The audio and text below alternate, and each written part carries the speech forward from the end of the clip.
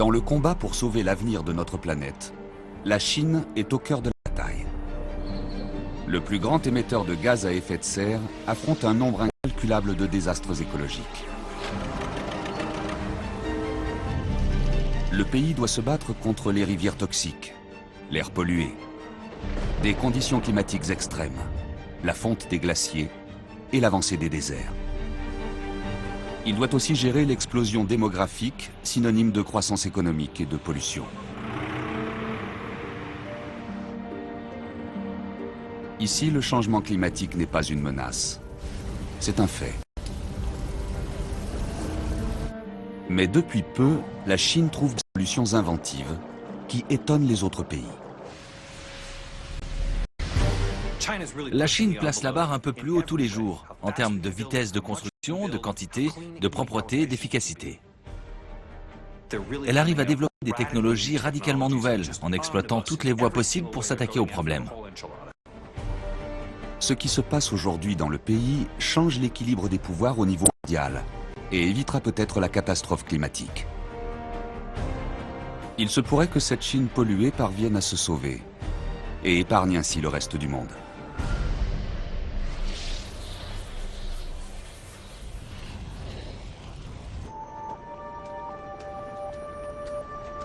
Pour comprendre l'étendue des problèmes, il faut se souvenir de la taille de la Chine.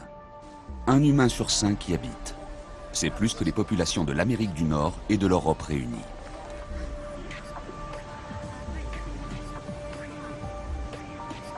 Les réformes économiques des 30 dernières années ont généré une augmentation rapide de la consommation d'énergie. Toutes les heures, 1800 nouvelles voitures sont construites. 480 tonnes d'ordures sont jetées chaque minute. Et 100 tonnes de charbon sont brûlées toutes les secondes. Mais un Chinois moyen utilise à peine un cinquième de l'électricité consommée par un Américain. Si tous les Chinois passaient au style de vie des États-Unis, la note énergétique exploserait. Savoir si le monde peut devenir écologique est le plus grand défi actuel. Et la Chine est au cœur du problème. Julio Friedman est un éminent scientifique et un expert de la collaboration entre les États-Unis et la Chine pour le développement des énergies propres. Nous ne pourrons pas éviter la catastrophe environnementale, à moins que la Chine ne mette en place une économie verte efficace. Et c'est pour ce partenariat que je me lève chaque matin. C'est la chose la plus importante à faire. Le principal obstacle écologique de la Chine est un ennemi coriace, le charbon. Son industrie est la plus grande et la plus sale du monde. Chaque année, la Chine brûle plus de 3 milliards de tonnes de charbon, soit plus de la moitié de la consommation mondiale. C'est le triple des capacités de production des États-Unis. Les mines de charbon sont donc un pilier économique et un casse-tête environnemental.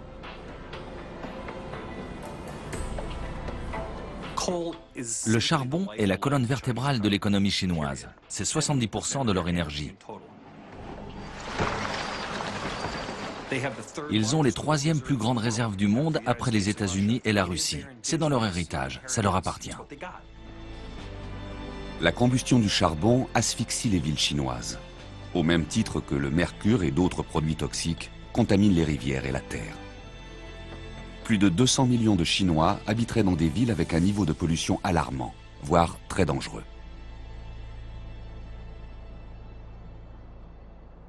Le charbon, c'est une horreur. Mais c'est bon marché et il y en a plein. La Chine produit désormais un quart des émissions de gaz liées au changement climatique, ce qui augmente la température globale de la Terre. La combustion du charbon est la première source d'émissions de gaz à effet de serre. Si nous n'arrivons pas à résoudre cette question, nous aurons de vrais problèmes pour la planète et pour l'atmosphère.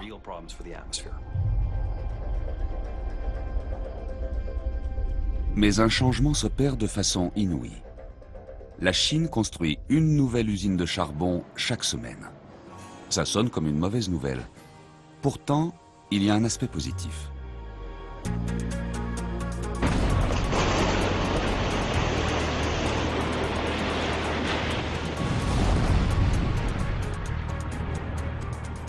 Le bon côté, c'est que ces centrales sont équipées de technologies ultramodernes. Et elles sont bien plus performantes que les vieilles usines polluantes.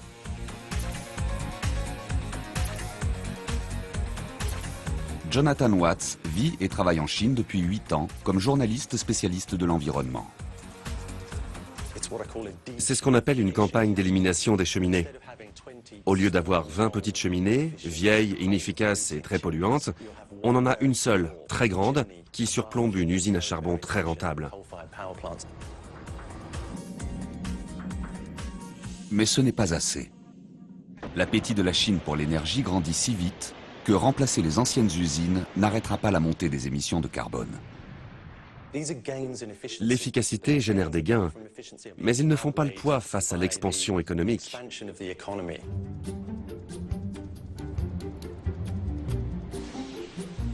En 20 ans, les 20 millions d'habitants de Shanghai ont triplé leur consommation d'énergie. Cette centrale à charbon produit assez d'électricité pour répondre à 10% des besoins quotidiens de la mégapole.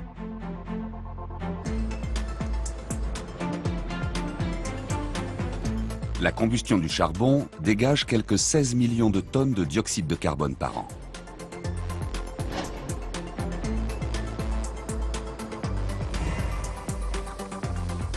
L'objectif est que de moins en moins de CO2 s'échappe dans l'atmosphère. C'est une usine comme il n'en existe nulle part ailleurs. Elle utilise le procédé CSC, de capture et stockage du CO2. Ce processus brûle le charbon à des températures extrêmes pour produire de l'énergie. Mais au lieu de libérer le CO2 dans l'atmosphère, il est capturé et stocké. Et ce, pour des usages étonnants. Voici derrière moi le centre de collecte de CO2. Ces deux grosses sphères sont utilisées pour le stockage. Le taux de pureté est de 99,99% et ces réserves serviront à faire de la bière, du soda, de la glace sèche, des extincteurs et de la fumée pour les effets de scène. Extraire le gaz du charbon et le remettre dans les sodas semble être un bon recyclage. Mais il y a encore mieux. Remettre le dioxyde de carbone là d'où il vient. Seulement 1,5% du CO2 de cette usine est utilisé pour le soda et la bière, ce qui en laisse encore beaucoup à recycler. Le reste sera transporté par pipeline et stocké dans des formations géologiques profondes ou dans des vieux champs de pétrole et de gaz. En le remettant là d'où il vient, le CO2 peut être stocké en permanence dans le sol. Il est absorbé par la roche et les eaux salées. Il ne peut donc plus s'échapper dans l'atmosphère. Ces deux procédés font de cette centrale un modèle de haute technologie. La technologie utilisée à Shidongkou paraît être l'une des plus avancées et des moins chères du monde.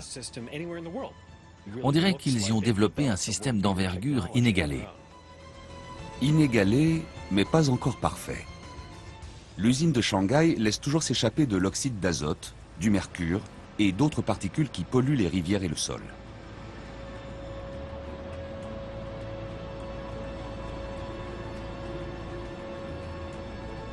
Une autre technologie représente le Graal de tous les ingénieurs, pour une centrale qui n'émet quasiment aucun polluant.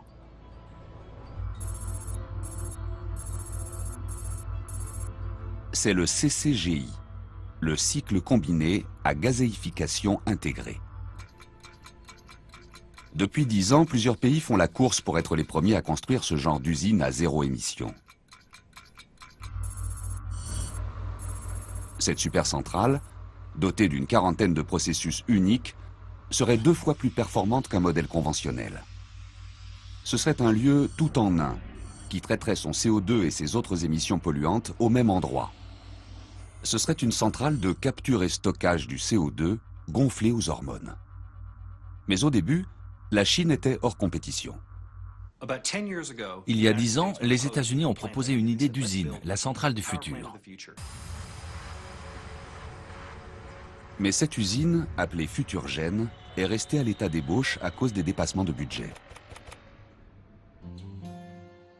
Finalement, les États-Unis ont décidé de ne pas construire la centrale. Mais au même moment, les Chinois ont lancé leur projet appelé GreenGen.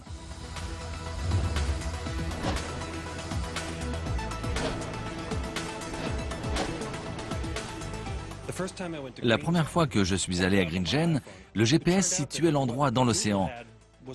Parce qu'en fait, il y a seulement 3 ans, le terrain sur lequel est construit GreenGen, c'était de l'eau. Entre-temps, ils ont apporté de la terre et toute la machinerie pour construire une usine de dernière génération, qui fonctionne aujourd'hui. C'est incroyable.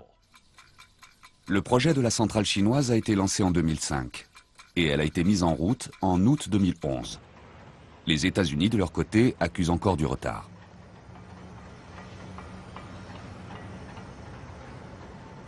Avec ses usines à zéro émission qui vont être déployées à travers le pays, la Chine distance ses concurrents. Giulio travaille avec la compagnie d'énergie chinoise ENN sur une technologie qui les emmène encore plus loin dans l'expérimentation scientifique.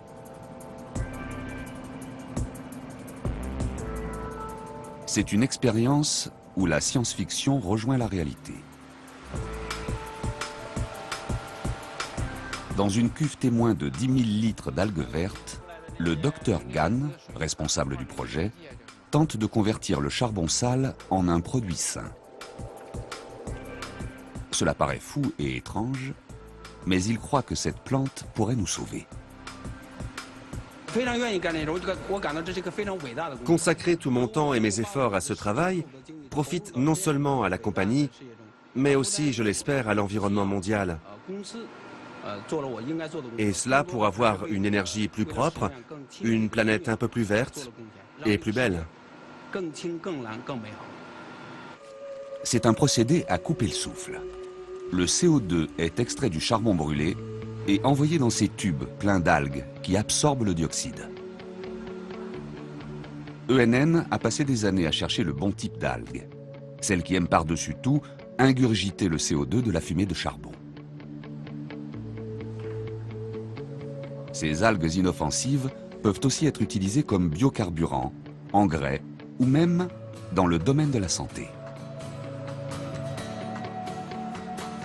D'après les premiers tests, cette algue offrirait de multiples bienfaits.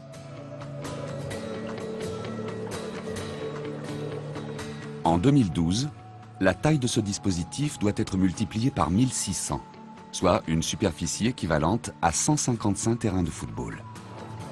Il se pourrait qu'un jour chaque centrale dispose de ces serres d'algues nettoyantes. Mais le docteur Gan voit encore plus grand. Après avoir fait quelques calculs, nous avons constaté que si nous pouvions couvrir seulement 12% des déserts mondiaux avec des usines à algues, ce serait suffisant pour résoudre tous les problèmes d'émissions de CO2. Ce n'est qu'une théorie, mais elle montre l'ambition de certains scientifiques chinois. Si une technologie de ce genre peut être commercialisée, ses bienfaits et ses profits pourraient s'étendre au reste du globe. En Caroline du Nord, aux États-Unis, Jim Rogers est le PDG de Duke Energy.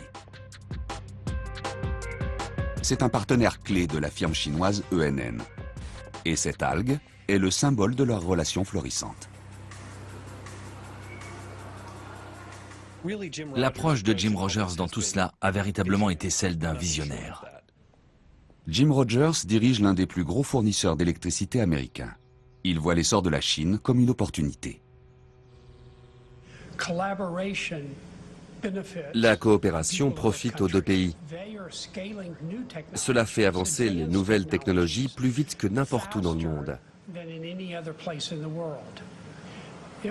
À long terme, cela réduira le coût pour les consommateurs ici, aux États-Unis. Mais le charbon propre n'est qu'un aspect du problème. Ce dont le monde a désespérément besoin, ce sont des énergies renouvelables qui éviteront les conflits pour les ressources fossiles.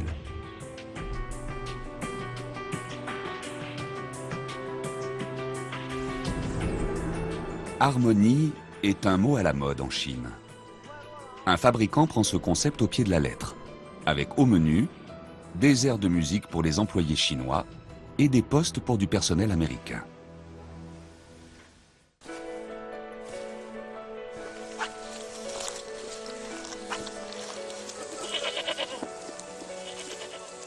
L'ancienne route de la soie est désormais pavée d'éoliennes, à perte de vue.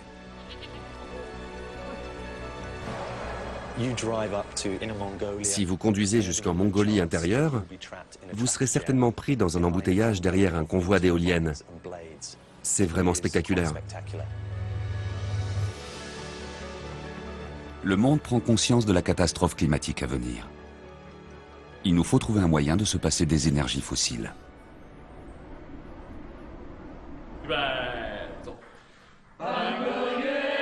Cette chorale est composée des employés de Goldwind, une entreprise d'éoliennes qui cherche à révolutionner ce secteur industriel.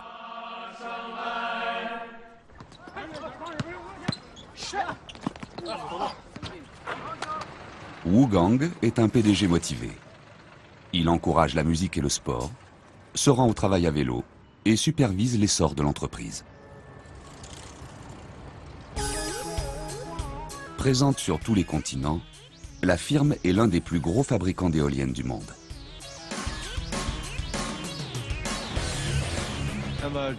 De toute évidence, la croissance économique de la Chine va se poursuivre à un bon rythme. Et nous allons avoir besoin de plus en plus d'énergie.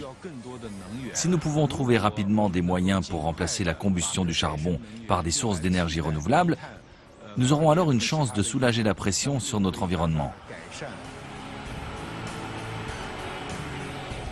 En Chine, l'éolien a explosé. Le pays était le 10e producteur mondial d'éoliennes en 2005. Il est maintenant en tête du marché en termes de production et d'utilisation. Les Chinois sont désormais en tête de la course. Au premier semestre 2011, ce sont eux qui ont le plus augmenté leur capacité éolienne.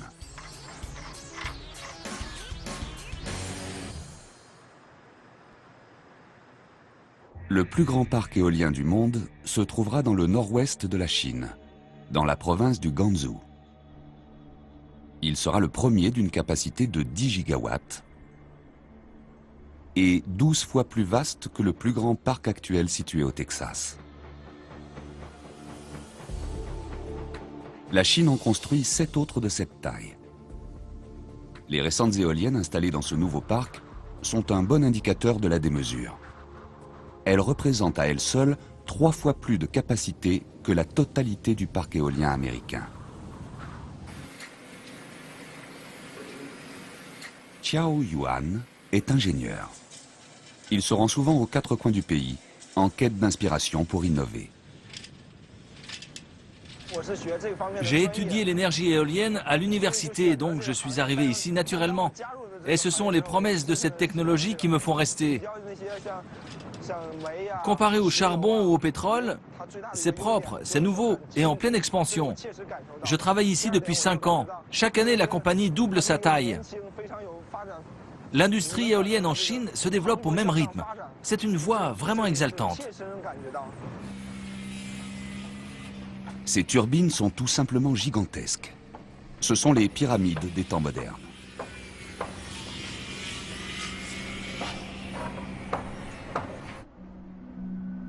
Dans un coin reculé de la Chine occidentale, Xiao Yuan et son équipe font ce que personne ne pensait possible: dompter le vent. Ils cherchent des moyens de maîtriser les performances de ces éoliennes, de les rendre plus efficaces par tous les temps. Notre plus grand défi est technologique. Heureusement, nos technologies sont parmi les plus avancées du monde. Le secret de leur succès est caché sous le capot. Au lieu d'utiliser des engrenages comme la plupart des turbines, la firme utilise un aimant dont la résistance varie en fonction de la vitesse du vent.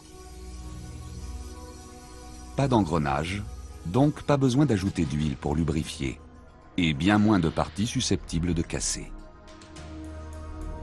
L'entreprise est un des leaders mondiaux de cette technologie. Ce pourrait être la clé du succès pour fabriquer des engins plus fiables et plus faciles à entretenir. Ici, vous pouvez voir qu'il y a beaucoup de sable. En Mongolie intérieure, le thermomètre peut descendre jusqu'à moins 35 ou moins 40 degrés. Donc, le fait d'avoir moins de pièces mobiles est un avantage. Cette technologie est moins coûteuse à construire, plus sûre face aux vents violents et moins sujette à la casse par temps extrême. La fabrication de toutes les pièces nécessaires à ces éoliennes et leur transport sur des milliers de kilomètres est une tâche monumentale.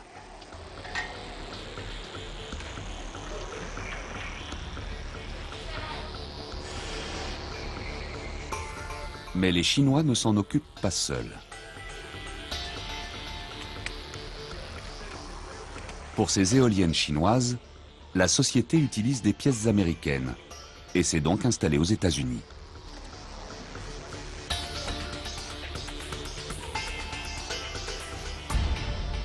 Le groupe LM fabrique les plus grandes pales d'éoliennes. 150 tonnes d'air s'écrasent sur chaque pale toutes les secondes.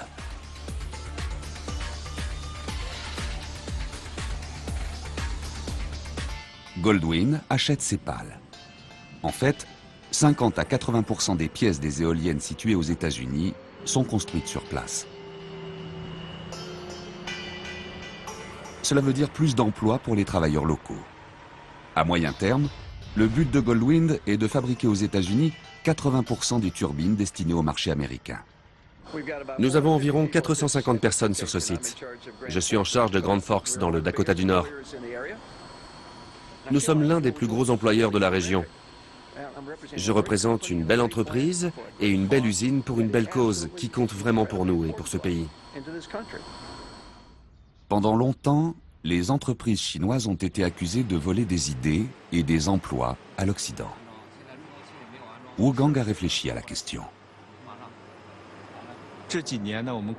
Ces dernières années, nous avons vu de plus en plus d'entreprises américaines venir en Chine. Et nous avons utilisé de nombreuses pièces américaines dans nos éoliennes ici.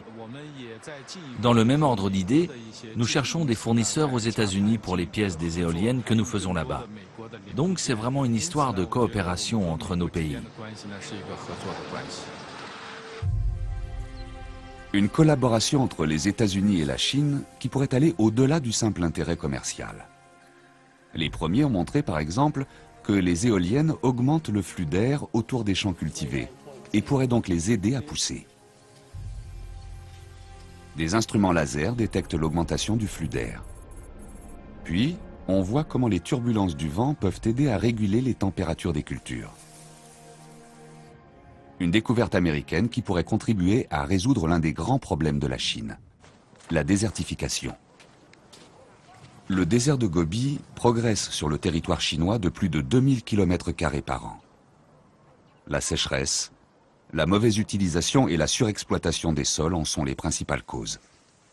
Chaque année, le désert se rapproche des grandes villes. Dans le nord-est du pays, dans la province du Jilin, Wang Ping se bat contre le désert avec du raisin. Avant d'être agriculteur, il a travaillé dans une centrale à charbon. Depuis, il a planté 5 hectares de vignes et d'autres cultures au milieu du désert. Il espère transformer le sable en terre et faire repousser l'herbe qui était là autrefois. La première fois que je suis venu, les 180 000 agriculteurs et nomades qui vivaient là ont pris soin de moi pendant 6 ans. 40 ans plus tard, je suis revenu ici et je n'ai vu que le désert. Les prairies avaient complètement disparu. Alors j'ai décidé que j'allais consacrer toute mon énergie et celle d'autres volontaires pour que cette région redevienne une prairie.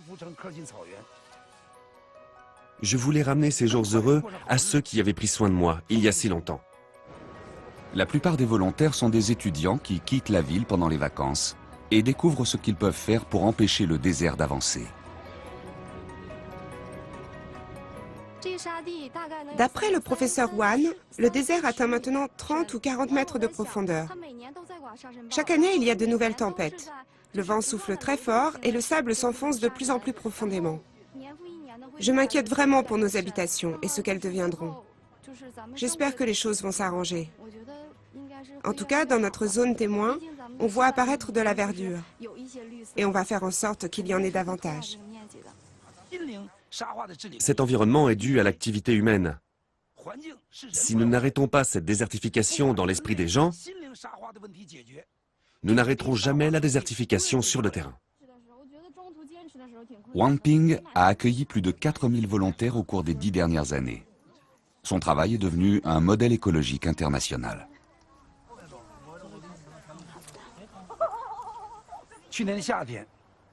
L'été dernier, des étudiants américains sont venus ici comme volontaires.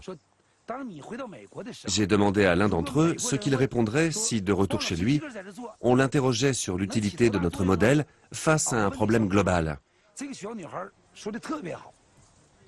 Et cet étudiant a répondu brillamment. Si personne ne commence à agir, comment le reste du monde le pourrait? Wang Ping croit passionnément que le virage vert commence d'abord chez soi. Et c'est exactement ce que fait la révolution verte de la Chine. Elle diffuse des technologies renouvelables à une échelle massive. Du plateau tibétain aux cités grouillantes de la côte Est, des ports glacés du nord de la Chine aux eaux chaudes de Canton, d'étranges toits bleus rendent le pays plus écologique.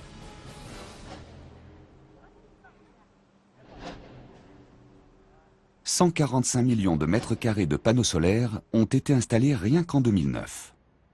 Depuis, la Chine en est devenue le plus grand utilisateur. La révolution chinoise de l'énergie solaire gagne les régions les plus reculées du pays, comme le désert de Gobi en Mongolie intérieure.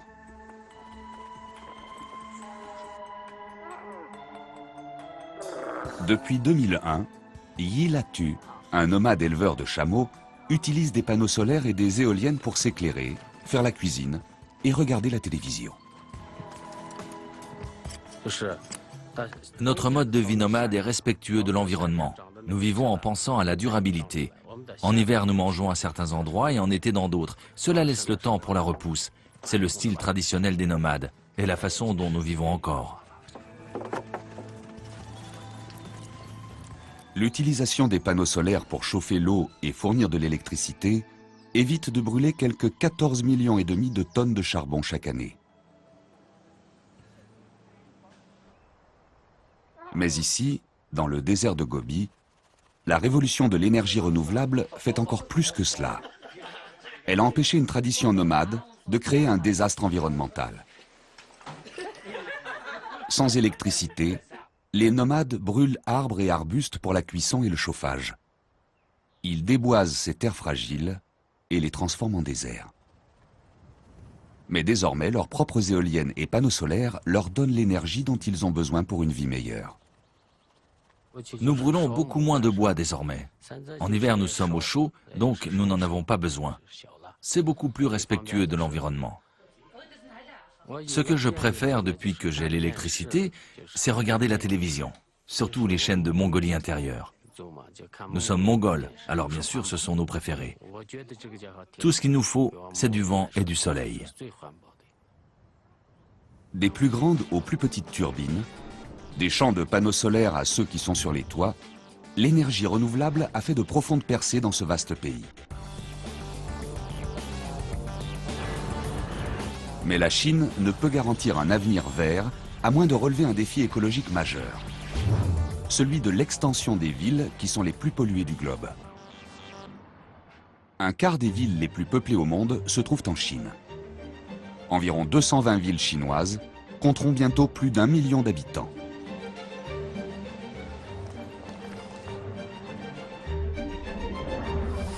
Et ces agglomérations vont en s'étendant. D'ici 2015, la moitié des nouveaux bâtiments construits dans le monde le seront en Chine.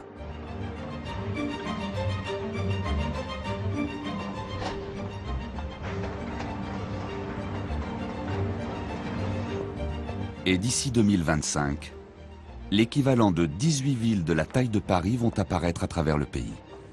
Une population 4 fois plus nombreuse que celle de la France se déplacera des campagnes vers les villes. La vitrine de cette bataille environnementale est une vraie mégapole, Chongqing. Sa population équivaut à la moitié de celle de la France, mais sur un territoire 7 fois plus petit. Chongqing est l'une des villes chinoises les plus remarquables et les plus dynamiques. C'est une cité qui résume tout ce qui se passe en Chine en ce moment. Une croissance très rapide, une population urbaine de plus en plus riche, désireuse de profiter d'un mode de vie occidental, et un flux constant de gens qui viennent de la campagne. Les gratte-ciels sont partout où vous regardez et l'augmentation du trafic est considérable. Avec ces tonnes de problèmes environnementaux, les autorités se sont enfin décidées à faire le ménage. C'est l'une des tâches colossales de la Chine. Et le maire de la ville a le poids d'une nation sur les épaules. La pression sur les ressources comme l'air et l'eau signifie qu'il y a des problèmes massifs de pollution de ce côté-là. L'immense population plus les demandes de l'industrie et du commerce rendent difficiles les économies d'énergie et la réduction des rejets polluants. Même si je sais que c'est un énorme défi, je sais aussi que nous pouvons être à la hauteur. Barbara Finamore travaille pour le groupe américain NRDC, le Conseil de défense des ressources naturelles. Elle partage son expertise avec la ville de Chongqing et d'autres agglomérations chinoises pour lutter contre le changement climatique. Barbara travaille sur les questions environnementales en Chine depuis plus de 15 ans. Si quelqu'un connaît l'ampleur de la tâche qui attend le pays, c'est bien elle. Chongqing compte 32 millions d'habitants.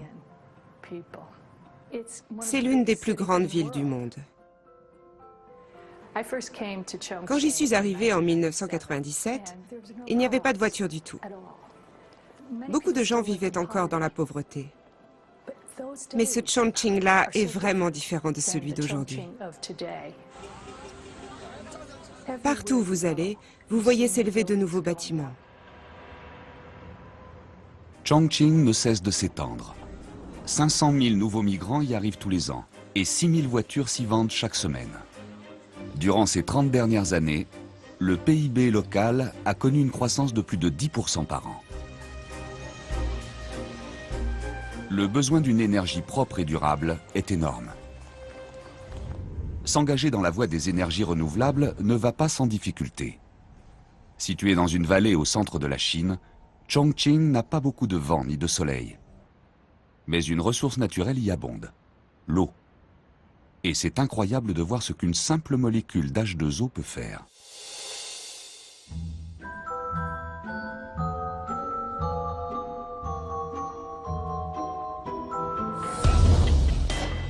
Le grand théâtre de Chongqing se dresse au confluent de deux fleuves importants. Les urbanistes ont trouvé un moyen d'utiliser les ressources naturelles à leur avantage. Adieu l'air conditionné, bienvenue à la climatisation à l'eau. Cette ressource renouvelable coule aux portes de la ville. En moyenne, en été, le fleuve est plus froid de 15 degrés que la température de l'air. Et en hiver, il est de 3,5 degrés plus chaud. Les ingénieurs détournent l'eau du fleuve dans un échangeur de chaleur qui fournit le chauffage et le refroidissement pour le bâtiment. Diffuser l'eau à travers l'édifice permet d'économiser des quantités incroyables d'énergie toute l'année. De mon point de vue, on n'a qu'un seul essai pour construire une ville. On doit saisir cette occasion pour bâtir une cité à faible émission de carbone, une ville écologique et durable. Nous devons léguer une belle ville à nos enfants. Pour nous, Chongqing est un laboratoire d'innovation. On y développe des énergies et des technologies propres. Le chauffage du grand théâtre par le fleuve est un franc succès, et le plus grand du genre dans le monde. Il est prévu que les habitations bénéficient de cette technologie, ce qui éviterait la combustion de milliers de tonnes de charbon par an. Mais ceci ne résout qu'une partie des problèmes de Chongqing. L'industrie est une source majeure de pollution, un legs de l'histoire locale. Dans les années 1960 et 70, les dirigeants chinois craignaient une attaque aérienne de l'URSS. Ils ont donc donné l'ordre de cacher les usines stratégiques dans les montagnes. Elles sont devenues le centre industriel du pays. Mais elles ont mal vieilli et ont laissé un air saturé de polluants. Aujourd'hui, ces mêmes usines promettent un avenir plus propre.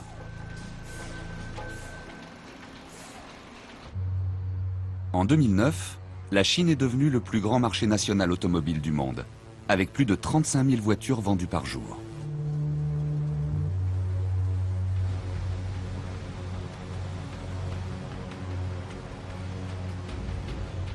Chongqing est la capitale chinoise de l'automobile.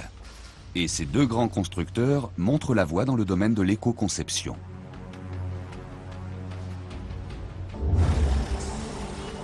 Tous les nouveaux taxis et les bus de Chongqing fonctionnent au gaz naturel comprimé, une alternative écologique à l'essence. Mais il est question de passer à l'échelle supérieure avec le tout électrique. Notre environnement est principalement pollué par les rejets des véhicules équipés de moteurs à combustion.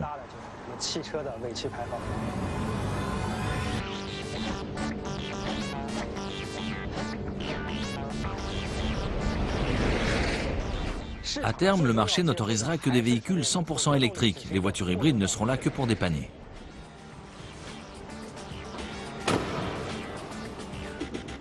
Les 50 bornes de recharge passeront au nombre de 1000 d'ici 2015.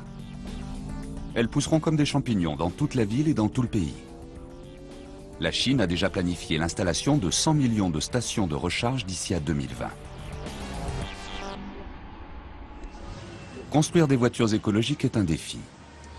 Mais faire en sorte que les gens ne prennent plus la route et utilisent les transports publics en est un autre. La ville est en cours de transformation. Un réseau ferroviaire léger se façonne à une vitesse étonnante. Londres s'est équipé de métro dès 1863, Paris en 1900 et New York en 1904. Chongqing construit un système plus vaste que n'importe lequel d'entre eux en seulement 20 ans. Zhang Leiji a conçu le système de train léger sur rail local. Et il en est fier. Avec le rail, la consommation d'énergie par personne est très faible et il n'y a aucune émission polluante. Ça aide à l'amélioration de la qualité de l'air de Chongqing.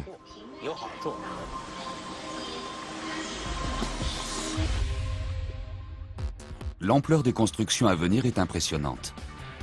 Les urbanistes doivent agir rapidement. Les transports publics acheminent actuellement 130 000 personnes par jour. Mais d'ici à 2020, il va falloir passer à 10 millions. Le défi revient à déplacer tous les jours plus de 30% de la population de Chongqing.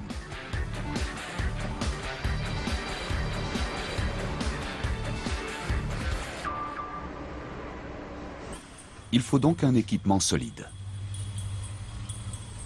Cette machine à forer des tunnels perce les montagnes à une cadence de 30 mètres par jour, non-stop.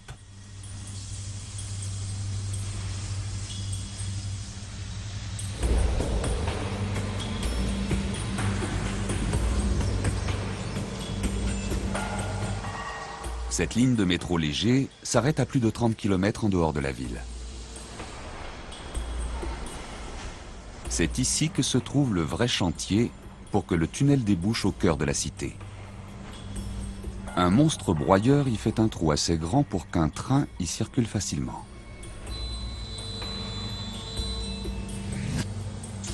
À l'avant, la tête coupante tourne et déblaye la terre et la roche. Les ouvriers chargent les décombres dans de grands conteneurs, puis positionnent les plaques pour renforcer les murs.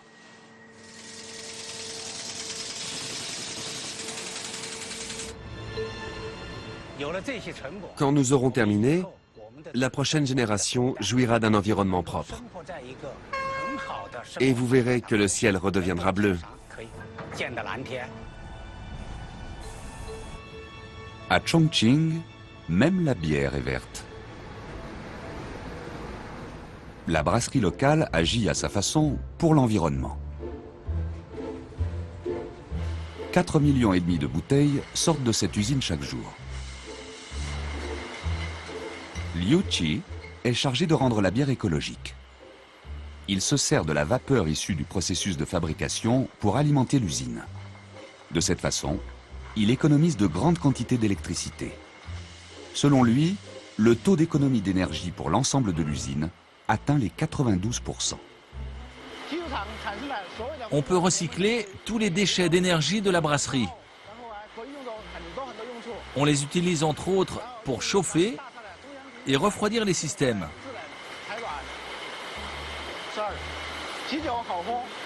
Tout le monde y gagne.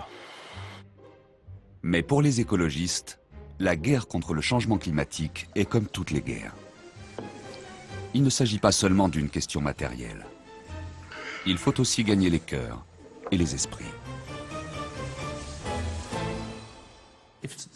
Pour que des villes comme Chongqing atteignent leurs objectifs, il faut bien sûr investir dans des équipements modernes et des structures performantes. Mais il faut aussi s'intéresser à l'attitude des gens, à l'esprit des étudiants, des travailleurs, des enfants. Dans une banlieue de Chongqing, un autre partenariat entre les États-Unis et la Chine témoigne de leurs préoccupations communes pour l'avenir. Afin de parvenir à un développement durable réel dans n'importe quel pays, les jeunes doivent aller de l'avant. Et ils le font. Mon nom est Long Junchi. Je suis élève de la classe 2 dans l'école primaire de Xinshintai. Bâtie par les États-Unis et la Chine, l'école bénéficie des réflexions écologiques les plus avancées des deux pays. C'est une école novatrice, avec une piste suspendue et une ferme cultivée par les élèves. C'est aussi un centre éducatif où sont enseignées des théories écologiques innovantes à des enfants de l'école élémentaire. Le concept de protection de l'environnement est encore relativement nouveau pour nous. Et c'est toujours un peu abstrait pour les enfants.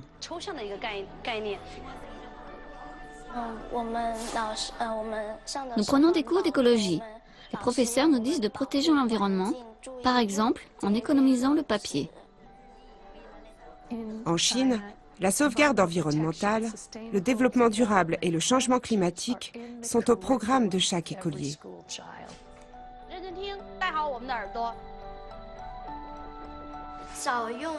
J'essaie d'utiliser moins de choses jetables, moins de gobelets en papier, moins de baguettes et toutes ces choses-là. Quand je rentre chez moi, je parle de la protection de l'environnement avec ma famille et mes voisins.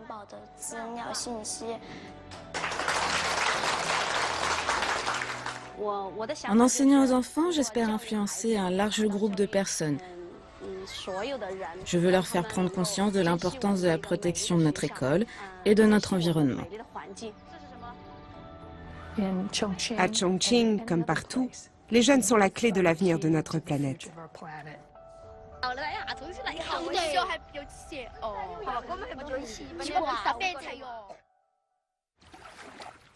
Mais de tous les défis écologiques que ces enfants affrontent, le plus grand sera de préserver suffisamment d'eau potable. La Chine est au bord de la crise. C'est une question de survie. Sans eau propre et abondante, la Chine est condamnée. Un homme prétend avoir la réponse à cette terrible menace. Il veut partager sa méthode, qu'il appelle Grand Pied, avec le reste du monde.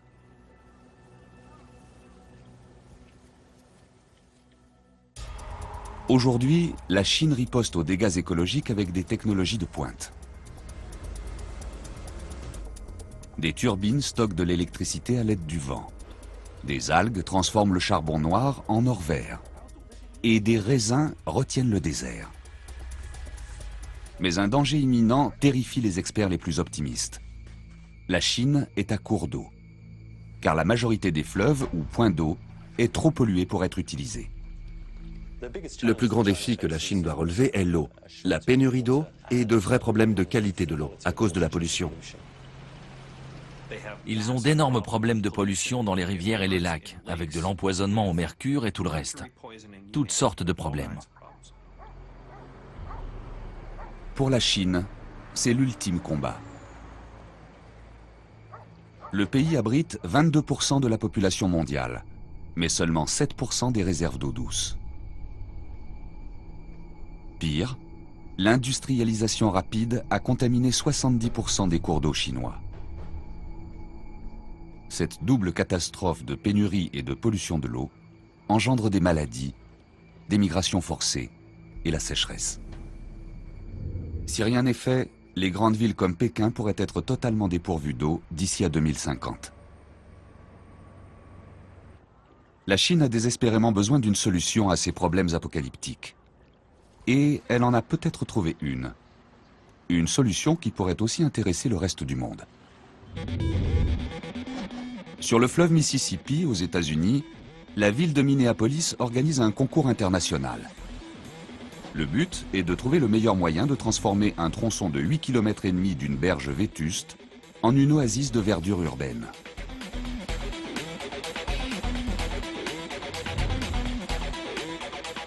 La ville est prête à dépenser 800 millions d'euros sur 5 ans. Parmi les propositions, un projet chinois imagine de remplacer le béton des berges par des plages de sable avec des allées aériennes le long du fleuve. L'industrie locale agirait en harmonie avec la nature.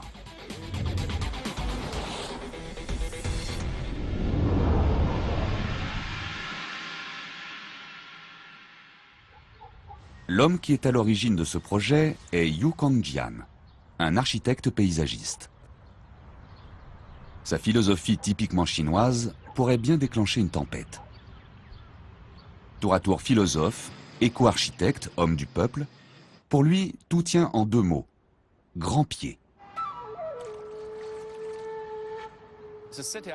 Dans la ville que j'ai décrite aujourd'hui, tout est artificiel. Tous les fleuves sont canalisés dans du béton. Nous sacrifions les capacités de la nature.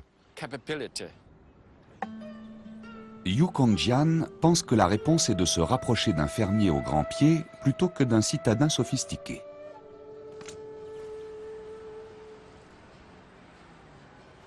Il croit que nous avons tout à gagner à laisser les ressources naturelles suivre leur cours, au lieu de forcer la nature à cadrer artificiellement avec notre mode de vie moderne. Les grands pieds, ce sont les pieds d'un fermier ou ceux d'une fille de paysan. C'est une question de survie. Comment rendre l'eau utilisable, mais en même temps garder un système d'eau durable? En d'autres termes, comment utiliser la nature pour la nettoyer? Yu Kongjian a appliqué sa philosophie des grands pieds pour assainir les cours d'eau pollués de Chine, comme à Shanghai. La rivière est fortement contaminée. On ne peut même pas y toucher. Nous avons donc essayé d'utiliser ce paysage pour nettoyer l'eau. Ce procédé naturel est conçu pour traiter une eau très polluée et la transformer en eau de baignade. Le principe est simple. L'eau de la rivière s'oxyde à travers une cascade, puis les plantes la filtrent naturellement, enlèvent les métaux lourds, l'azote et le CO2. Un parfait exemple de nature qui suit son cours.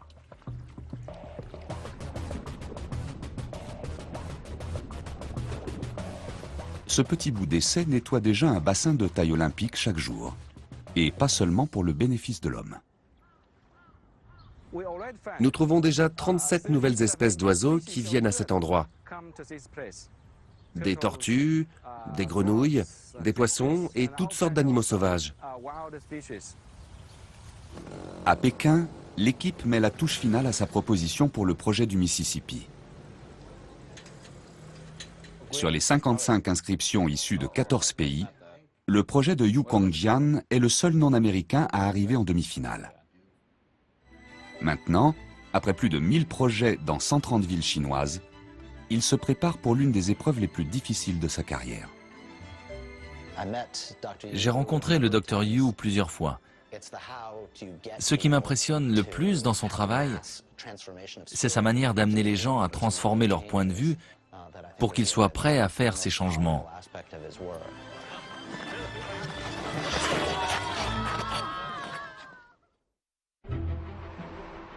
Aujourd'hui, Yu Kongjian va tenter d'exporter son projet aux États-Unis. Le jour de la présentation est arrivé. Je suis Yu Kongjian, le designer chargé de ce projet. Éteignez les lumières, s'il vous plaît. Yu Congjian continue de propager sa pensée durable à travers la Chine et le reste du monde.